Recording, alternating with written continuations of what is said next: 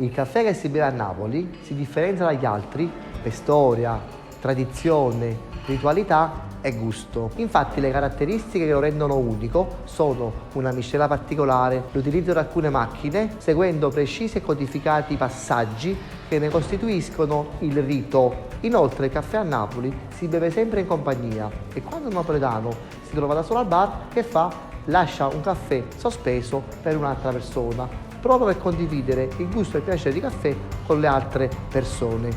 Nonostante quindi il caffè napoletano sia un prodotto tipico legato al territorio, va difeso contro la globalizzazione e contro chi non ne riconosce e non ne rispetta l'identità e la sua dignità.